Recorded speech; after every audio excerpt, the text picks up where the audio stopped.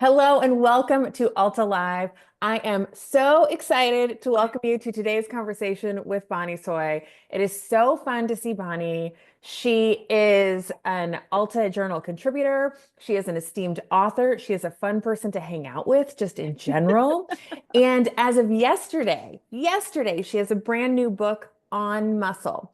That's what we're going to talk about today. You might have read her Q&A that she did with Lydia Horn for altaonline.com. But today we're going to get to your questions, including Grace in New Jersey, the Jersey Shore. Hi, Grace. Lisa in Yeah. Sacramento. Um, Hi, Lisa. as usual, please chime in the chat and let us know where you're zooming in from. It's always fun to see our kind of collection of people. So today we're going to speak with Bonnie about On Muscle, which I am very excited to do. I was trying to save my questions until we went live because I have so very many of them. Um, a little bit about, in case you don't know Bonnie, let me just briefly introduce you.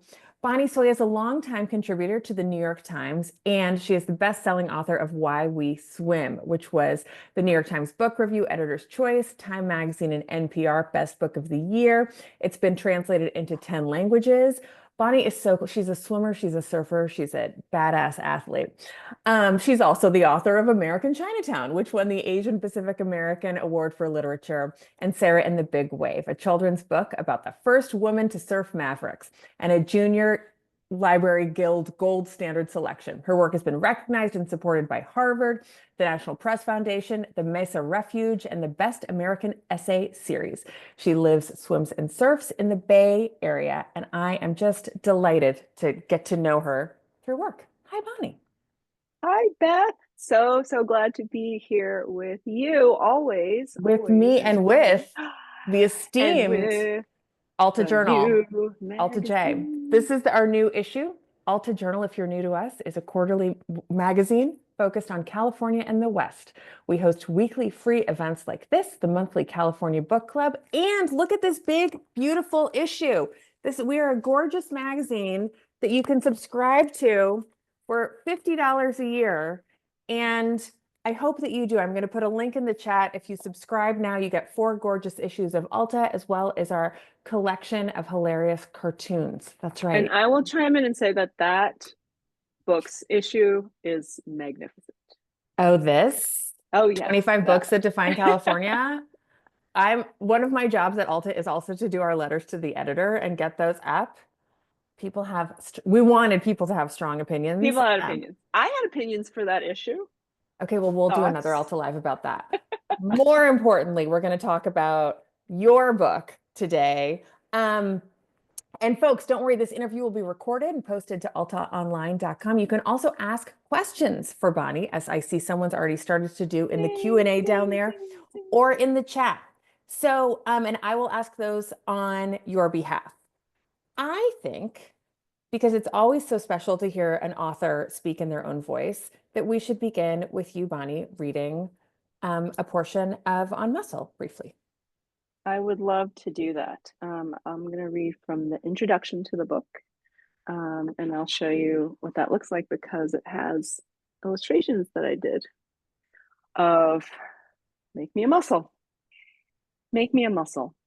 At 5, 6, 7, 8 years old, I knew to stick my arm out obligingly and contract my biceps. My father, passing through the room on his way somewhere else, would give my upper arm a squeeze and laugh. Very good, he'd say. Then he'd make a muscle back and ask, am I fit or what? It became a family joke.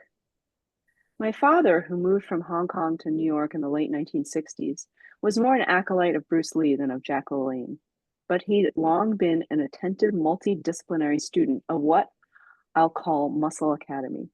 Everything from practicing judo, taekwondo, and karate, the latter two in which he earned a brown belt and a black belt, to steeping himself in fitness Americana, bodybuilding competitions on TV, magazine subscriptions to Muscle and Fitness, sketches of famous athletes. He was a professional artist who, among many other accomplishments, created the posters advertising the 1984 Olympic Games on ABC, and with them, the glorification of the competitors, our modern gods on earth. We always had a makeshift home gym equipped with a motley collection of free weights, hand grips, and pull up bars, as well as nunchucks, jump ropes, and heavy punching bags. As far back as memory serves, my brother and I were drafted to join our father in training sessions. A recently unearthed Polaroid shows us, impossibly tiny in diapers, standing alongside our impressively fit father in his swim trunks, all of us proudly grinning and arms akimbo in a superhero pose. It was 1979, the heyday of the movie Superman. All we needed were three capes to complete the look. Am I fit or what? Every evening in the garage, the three of us moved in formation: forward kick, side kick, roundhouse kick. Our father would ask us to hold down his legs while he did sit ups, or Andy and I would dangle from his biceps like a pair of baby monkeys while he lifted and swung us. After dinner, under the yellow sodium glare of the neighborhood streetlights, we'd flank him on nighttime jogs down to the parking lot behind our pediatrician's office, a mile away. We'd chase lightning bugs and our dad. What did we learn as children from all of this early training? That nocturnal exercise was normal in our family, though not so normal in others, and that being strong was good for each of us alike. Thank you, Bonnie. That was great. Nocturnal exercise is not normal in my family, so it was interesting to learn that it is in yours. I want to kind of dive in with the topic in general. You say, I think later on in that introduction, muscles deserve more consideration than we give them. And that I came back to that a couple of times. Mm-hmm. When did that hit you? When did you have the realization of going from your first book, Why We Swim, was all just about kind of humans' relationship with water and Mm-hmm. being in it. Um, and this is, the sophomore kind of following that. Yeah. When did you decide on muscles? I'm going to do a whole book about muscles. I had this, I talked about this last night at our book launch, which we were talking about a little before starting this conversation. But um, I, when thinking about the next book after Why We Swim, I think I knew I wanted it to be about the body and movement in some way and kind of continue that um, line of thought, but I wasn't sure how to do it. And I was talking with my editor and my agent and just having this wonderful conversation, creatively brainstorming and kind of circling around what it is about the body and movement. And they knew about my dad and my relationship, these, like, they'd heard these funny stories, anecdotes over time. And just the idea, the word muscle came up. And I think just, when we hear that word, we have all these associations with it, right? And for me at that moment, it all kind of solidified in this really anchoring way. And everyone just went like, "Oh, muscle! Like there's something there.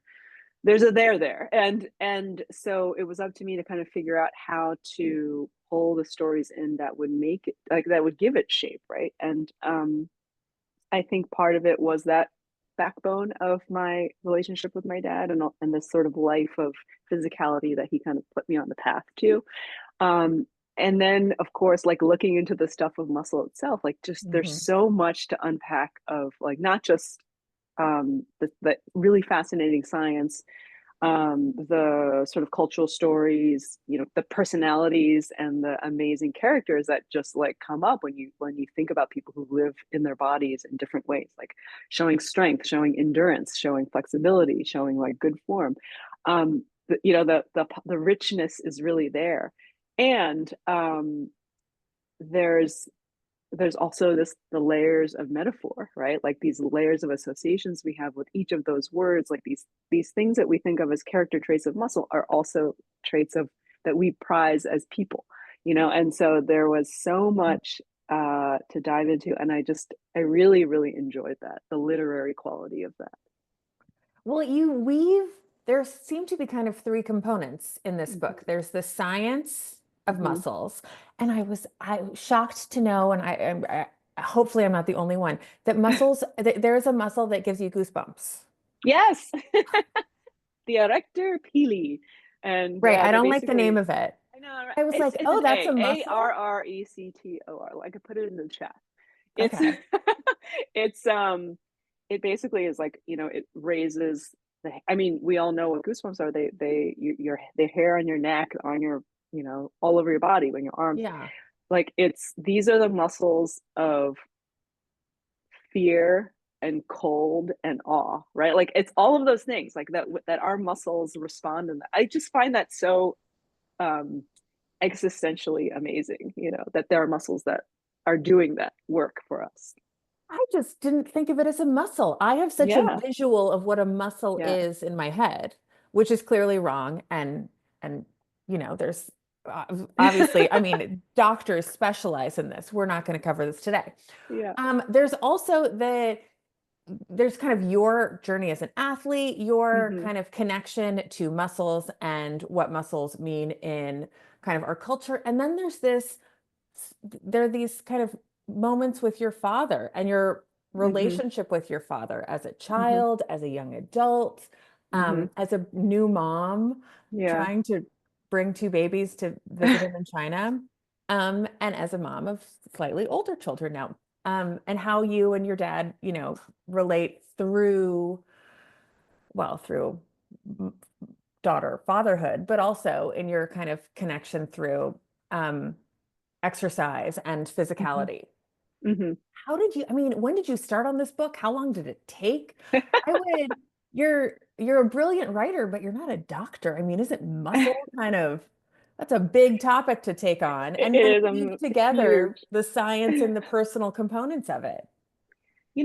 I think that is a really great question. I'm not a doctor. I am not, and from the outset of the book, I kind of lay out what the book is, right? And it is not an anatomy book. It's not a biology textbook, but it is a scientific and cultural and personal look at muscle, right? And so it's multifaceted because I'm a journalist and I have a wide ranging curiosity, and my job is to find the stories that I find interesting and put them together in a way that someone is going to read that. And Yeah. so, that's what it is, right? And so if I can put a lens on muscle that surprises you, is unexpected, and yet still feels universal to us, because that's what muscle is. Muscle is literally the stuff that moves us through the world, and we all have them. And it means something different to all of us. Like the picture in our head when we hear the word muscle is different, but yet we all inhabit these bodies that change over time, as muscle is like giving us shape, giving us the ability to exert our influence on the world.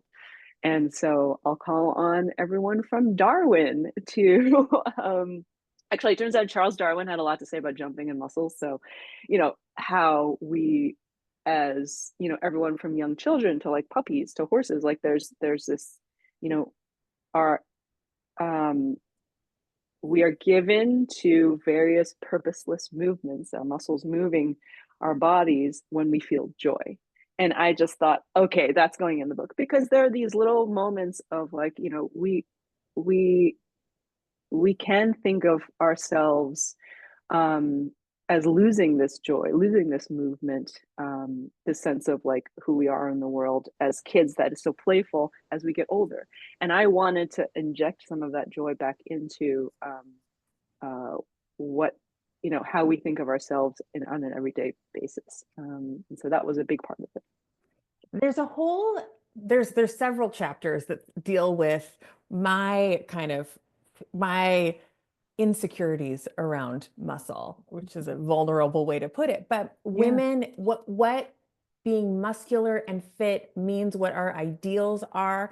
You talk about it a great deal, and you mentioned this extraordinary woman, Jan Todd. I went on a Mm-hmm. whole Jan Todd journey. She's a professor in Texas.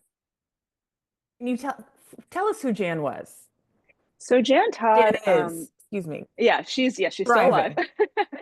Jan Todd is a pioneer, female powerlifter, weightlifter, who in the 70s, she was profiled by Sports Illustrated as the world's strongest woman. She was on the Johnny Carson show like on the Tonight Show with Johnny Carson, where, and you can look up this clip on YouTube. It's so fantastic. Where soon after she had broken some world records for lifting, for powerlifting, she went on the show, and I think that she had a barbell that was loaded with something like 400 pounds. And Johnny goes over, as Johnny was wont to do, like to kind of demonstrate. He was like a pretty fit guy. He ran a lot. And so she's chatting with him and joking with him. And he tries to pick up the barbell. I mean, just to like feel what it is like. And he just starts Yeah. laughing hysterically because he's just like, there is no way in hell that like I can even budget, right? And so then they have like two other guys off the couch, and then all three of them finally lift it together. And then she, of course, does it in one go. And, it's just so remarkable and wonderful. She was the first woman to pick up these famous Scottish stones of strength called the Dinnie stones. And they're these huge slabs of rock. There's two of them. They have like an iron ring on each of them. And they are located in this tiny town in Scotland. And they're legendary, and people would go visit these rocks in this village and give it a go, right, to like pick it up, and they were often seen as there's a log, right, that says like who was actually successful at lifting them. And she went there and she lifted them successfully, and she was the first woman to do that, and she would remain the only woman to do that for like almost 40 years. It's so nuts. And she then went on to become a very respected sports historian at UT Austin. She also still is a very famous figure in strength sports because she directs like the Arnold Strongman contests. The Arnold Strong Woman exists because of her. She helps create those amazing events like every year where people are like trying to like pull a tractor or throw recreate the Conan the Barbarian like thing where you Love push those. it, like that wheel, like just all these I will things. stay up at 3 o'clock in the morning to watch those. Yeah. Because I mean, and you hit on this really important idea, which is that we are all still fascinated by that, Oh, a public absolutely. feat of strength, right? That there is something so visceral and atavistic about like seeing like something like this happen. And we attribute, we are amazed, we are awed by that, and we attribute value to that. Well, and the part that kind of hit me was in chapter 6 called Who's Afraid of Lady Hercules? Mm-hmm. Binary thinking about gender roles, I'm quoting Bonnie here, has Mm-hmm. long encouraged a worldview in which muscularity and physical strength for women is a threat to societal order, domestic harmony, and reproductive responsibility, which is um, feels very real to me. Can you talk about Yeah. women and our relationship to muscle? And I realize I'm using the word, a gendered word here, but the feminization of muscles or the lack thereof. Yeah, so in that chapter of Who's Afraid of a Lady Hercules, I really try to unpack some of that thinking, right? Where does it all come from? Why is it that muscles are equated with men, and women, and women are equated with frailty and weakness? And that, where did that come from? Where did those ideas originate? That, and of course we're speaking very broadly, but we are speaking about like cultural mores that have held true for a long time across cultures, across history. And so a lot of it is situated in a sort of binary um, gender role in society thinking, right? And so when you have strength associated with one gender, then there's also kind of power dynamics that are upset if the other gender acquires physical strength. There's also power of other kinds that come Right. from Does physical our strength. physical strength mean that if we're physically powerful, are we getting too powerful in other ways? Yeah, and that has, and it sounds funny when you say it out loud like that, but there are many, many examples of this. So even in the 19th century women's suffrage movement here in America. Um, People, a lot of the activists, they talked about being physically healthy and exercising because physical health, and power and autonomy, they thought was required for emancipation, for independence, for control of your body and your reproductive autonomy as well. So it was like it is all connected. There are these through lines, and we I talk about this in the book too, but there are all kinds of weird examples of um, uh, pseudoscience being used to say that women can't participate in politics, and that what goes all the way back to ancient Greece, where these very respected philosophers said, like, oh, women shouldn't be able to vote because they're like bound, they're prone to hysteria is like, it's like this mysterious thing that comes from the uterus. Right. And to today, where women very recently have been criticized, or uh, the idea that female politicians are unstable leaders because of menopause. Oh, This is actually a thing that people have said, I blocked that one to out.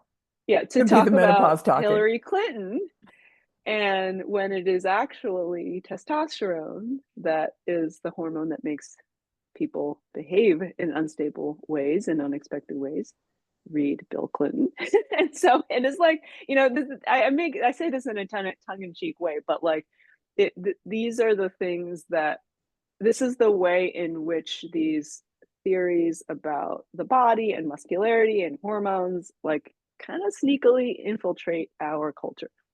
There is, though, not to be too contrarian, but I've felt I'm a child of the 80s and 90s. And so from when I was a kid, was put on diets, and Yeah. it was all about cardio, never strength training, never building muscle. It was being lean.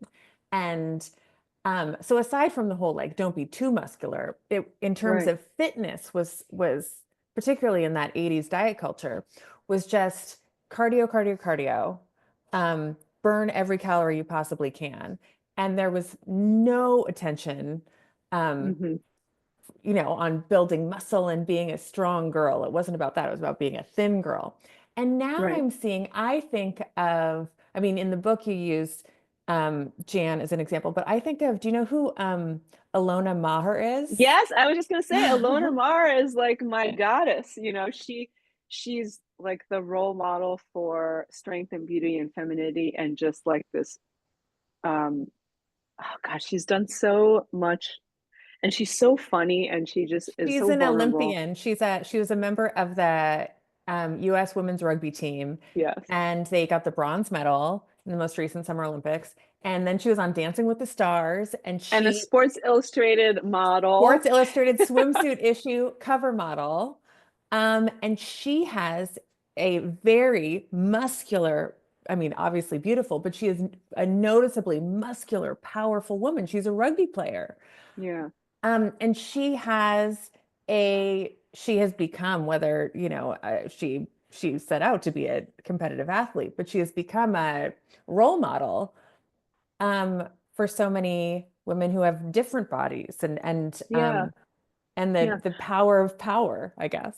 Yes, that's a really good way to put it. I just wrote a feature for Elle magazine about that, talks about female strength and Alona Mar, and how she really has almost single-handedly kind of turned the tables on this discussion of femininity, power, physical strength, owning that strength, confidence, and um, she's such an effective, uh, I think, communicator of these ideals, because she also talks about what it was like when she was a kid. She said, I didn't have I didn't have myself. I never saw bodies like my own Yeah. when I was a kid. Um, and now you'll see all of these girls coming to her rugby games, like just um, like just she is the most followed rugby player, male or female, in the world now. I mean, the fact And that a in sex male dominated symbol. sports, yeah, and a sex symbol, and that she is, she's changed. She's done a lot to change what it is to be a powerful and beautiful woman in the world for a lot of um, girls coming up now and boys coming up now, to see that as like something that is part of the landscape, part of Yeah. this, like, what is the range of beauty in the world? That's part of it. What are the range of bodies in the world? Yeah. Okay, I do want to get to a couple of audience questions, but Yeah. before I do, I want to Mm-hmm. just talk about how, I in my notes I put we could also call this book On Bonnie's Dad. I realized that there's how did you decide? I realized that you and your father, ever since you were a very, very little child, shared this kind of love of shared physical fitness in common. You had that Mm-hmm. connection with each other. Yeah. Um, how did you decide, though, to make your very personal and sometimes painful stories about him, and sometimes very funny stories about him, part of your book about muscles? How did you decide this is the time I'm gonna weave my dad in? I think just understanding that all they were all connected in some way. My relationship with him, with art and exercise, going hand in hand, learning that um, beauty, the body is beautiful because of what it can do, and that is something that I try to carry into the world, right? And to talk about that and write about it. And yeah, I mean, it is a tricky thing to be vulnerable. It is hard to share those things. But I think what I've kind of gotten back in terms of response to that is that people connect to those stories. Like, again, like sort of the universality of us telling a specific story as your own is that someone will say, I that reminds me of a relationship with my dad, or like I have this complicated relation with my parents as well, and there are all kinds of conversations opened up because of that. And it's not that I consciously thought that that would happen, but it has been happening, and I find that really beautiful and connective, and it's sort of why I do what I do, why I write. It works. Thanks. All right, questions. Kevin. Oh, Kevin, you missed her last night at Green Apple. Bonnie, do you have any upcoming appearances? I do. Tomorrow night at Cleo's Books and Bar in Oakland. And then for anybody in Malibu on Sunday, I'll be at Traveler Surf Club in Malibu.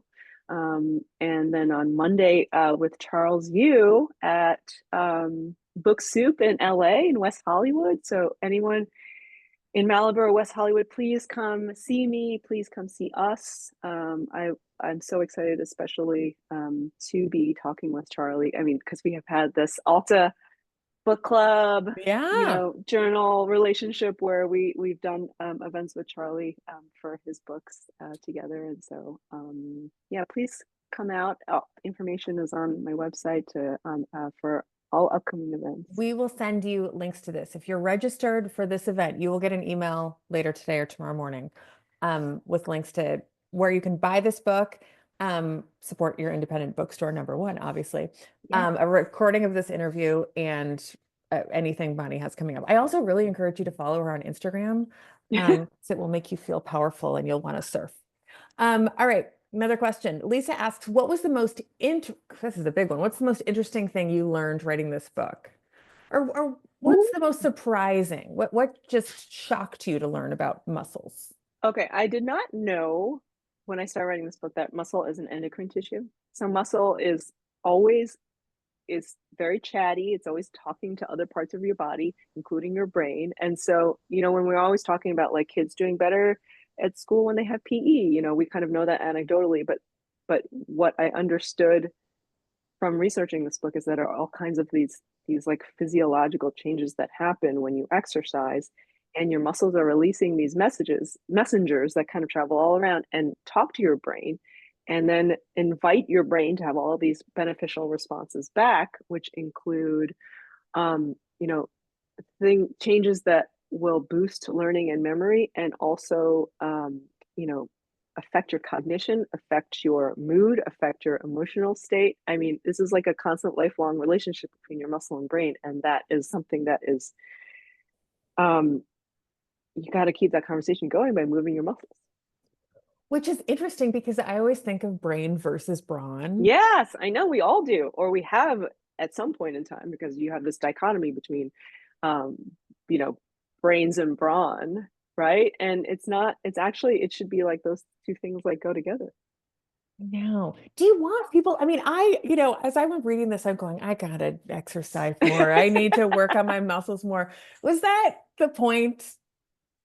I mean, it's a nice side benefit if you read this book and you want to stand up and you want to like move around a little bit. I highly encourage that. Actually, one of my favorite stories thus far is that a friend of mine had an early audiobook copy of the book, and he said, I listened to this book in the gym when I was lifting weights, and I was listening to you talk about the muscles, and he said it just all came together for me, and I just thought that was the best. And I said, I highly encourage everyone to listen to the audiobook while working out.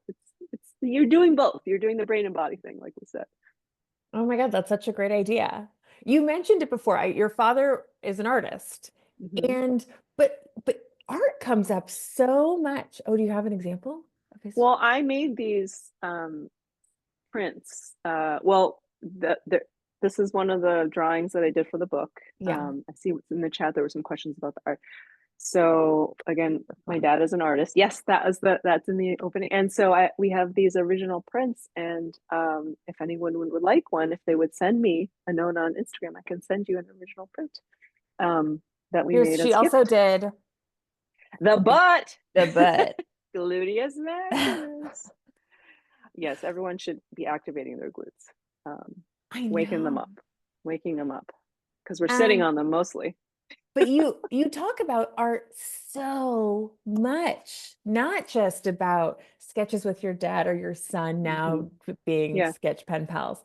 Art comes up so much in this book. Why do you think art is so connected to muscles? Well, you know, I think that has a lot to do with how we view the ideal body, right? And so in the section of the book on form, I kind of do a close examination of why it is that we view the muscular body and this particular body that has sort of like descended through the ages from, you know, ancient Greece, Renaissance times, Michelangelo, Da Vinci. It's all related. I mean, there are these threads that, and again, like it's too much for us to unpack here, but like when you kind of trace those threads back, you understand why we see that articulated body as attractive. And there's a lot of philosophy behind that. There is this sense that muscles give us a control, they indicate this control over ourselves. And that was like both in body and mind. And that kind of traces back to the Mm. Greek philosophers. And then in the Renaissance, it was like Da Vinci and Michelangelo. Um, those beauty ideals go back to them, and it is tied to muscles and tied to anatomical study, right? Like the way that they were able to like create these long lasting, very persistent in our culture, um, visual representations of what the human body can and should be. They're still very much knocking around in our heads because of that. And then that also then trickles down to like even our anatomical atlases that are used in med schools, like the illustrations there's a whole through line, and it kind of allows you to understand that it's not that we're being brainwashed, it's that is that these ideas come from somewhere, right? Yeah. And I wanted to unpack those so that someone who was reading this and getting these stories might understand that these are not like predetermined cultural like ideals that we have, right? Like they're not you like they're not like they are coming from somewhere. They're not that everyone feels this way because we are programmed to do this like from, you know, in a biological perspective, but like although we are in some ways too. So but that they all trace back, and that we're capable of change, like that these trends shift and people push back and push in the other direction, and sort of like what beauty is. So yeah. On that note, I think I love how Bonnie, who I think I'm going to let Bonnie take us out with. I'm going to my Pilates class after this Zoom, and we'll bring this perspective to my class. Yes, Yeah, do it. I've love never it. even done Pilates, Bonnie, so good for you. Because I know some of you don't check your email. I just put Bonnie Tsui's website in the chat, and so you can find everything you want to go know about Bonnie there. But we'll send you a fabulous detailed email. My colleague Liz is gonna help put together a great list for you guys. Um, and I have to go because I have a 6-year-old who cannot stop using his muscles right now. He cannot sit still. And as we were talking, I'm getting Thank so you. frustrated, but with him, but I'm realizing he's just got to He's use, exerting his influence on the yes. world. He's exerting his influence on you, Beth. Well, it's very powerful. Speaking of powerful things, next week we will be talking about bears, black bears in Lake Tahoe, which are kind of having issues with the people that also live in Tahoe, and who was there first and who should get to stay and what we should do about the black bear problem in Tahoe. So join us for that. But most importantly, go buy On Muscle today. It is available as of right now, as of yesterday, it's available. So you can get your hot little hands on this at your local independent bookstore, bookshop.org, or wherever else you shop. Bonnie Tsui, it is always so fun to see you and speak with you, and you're so inspiring and cool, and I just like you. Oh, So thank you Beth. so much for coming Right today. back at you, babe. Thanks, Thanks to everyone. everyone for joining us.